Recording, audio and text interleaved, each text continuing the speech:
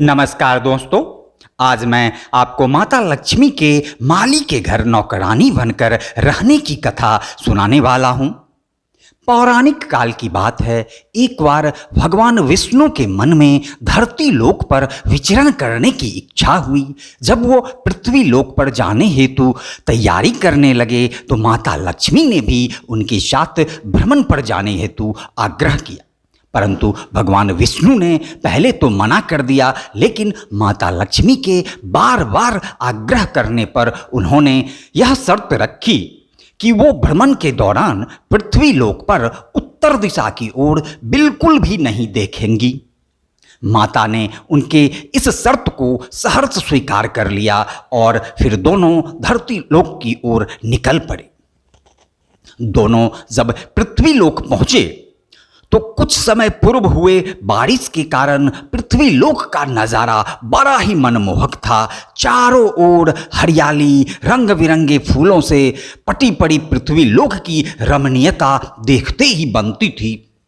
ऐसे मनमोहक प्राकृतिक सुंदरता और नज़ारे को देखकर माता लक्ष्मी भगवान विष्णु को दिया हुआ अपना वचन भूलकर उत्तर दिशा में अवस्थित एक अति सुंदर फूलों से भरे बाग की ओर खींची चली जाती हैं और वहां से एक फूल तोड़कर भगवान विष्णु के पास आ जाती हैं।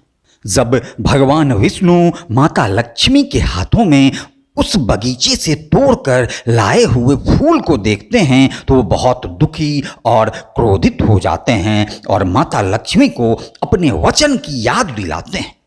भगवान विष्णु की बात सुनकर माता लक्ष्मी को अपने वचन तथा बिना किसी की आज्ञा के फूल तोड़ने की गलती का एहसास होता है और वो अपनी इस भूल के लिए भगवान विष्णु से क्षमा मांगती है। पर भगवान विष्णु उनके इस कृत्य को क्षमा नहीं करते हैं, उनकी उस गलती और भूल को पाप मानते हैं और दंड स्वरूप श्राप देते हैं। जिस माली के बगीचे से बिना उसकी आज्ञा के तुमने फूल तोड़े हैं, उसके घर पर तुम्हें 3 वर्षों तक नौकरानी बनकर रहने के पश्चात ही तुम्हारे पापों गलतियों का पश्चाताप हो सकता है। 3 वर्षों के बाद ही आप दोबारा बैकुंठ धाम वापस आ सकती हैं। माता लक्ष्मी भगवान विष्णु के श्राप का मान रखने के लिए उनकी आज्ञा अनुसार एक गरीब लड़की का रूप धरकर उसी माली की झोपड़ी पर जाती हैं। वहां जाने पर देखती हैं कि वो माली बहुत गरीबी की अवस्था में टूटी फूटी झोपड़ी में अपनी पत्नी, 2 बेटे और 3 बेटियों के साथ दीनहीन अवस्था में अपना गुजर बसर कर रहा था। जब वो गरीब माली अपने दरवाजे पर एक गरीब कन्या को देखता है तो वो उससे उसका नाम एवं यहाँ आने का प्रयोजन पूछता है। जवाब में माता लक्ष्मी कहती है, मैं एक गरीब और अनाथ लड़की हूँ, मेरा इस दुनिया में कोई नहीं है और मैंने 2 दिनों से कुछ भी नहीं खाया है।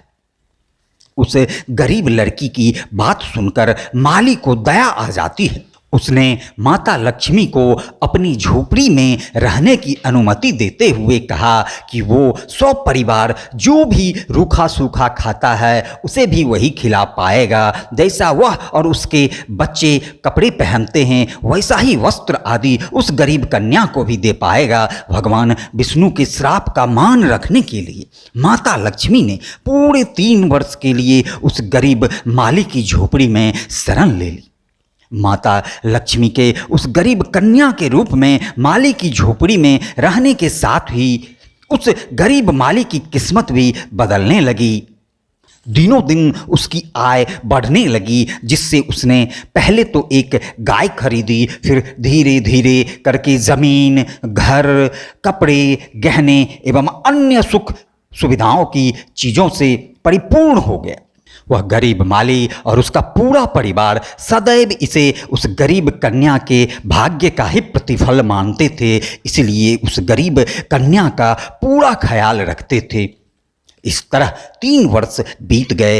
एक दिन जब वह माली अपने खेत से वापस लौटा तो उसने देखा कि उसके घर के सामने एक देवी स्वरूप गहनों से सजी एक दिव्य औरत खड़ी है, जिसे देखते ही माली समझ गया कि अरे यह तो साक्षात माता लक्ष्मी हैं, जो पूरे 3 वर्षों तक उनकी झोपड़ी में ही एक गरीब कन्या के रूप में रही। वह तुरंत अपने परिवार के सभी सदस्यों को बुलाकर माता लक्ष्मी से उनके द्वारा अपने घर तथा खेतों में कराए गए विभिन्न पारिश्रमिक कार्यों के लिए क्षमा याचना करने लगता है। माता लक्ष्मी अपने अधरों पर मधुर मुस्कान लाती हुई कहती हैं, वत्स, तुम्हें क्षमा मांगने की कोई आवश्यकता नहीं। तुम और तुम्हारे परिवार के सभी सदस्य बहुत ही भले, परोपकारी, दयालु और धर्मपरायण हैं।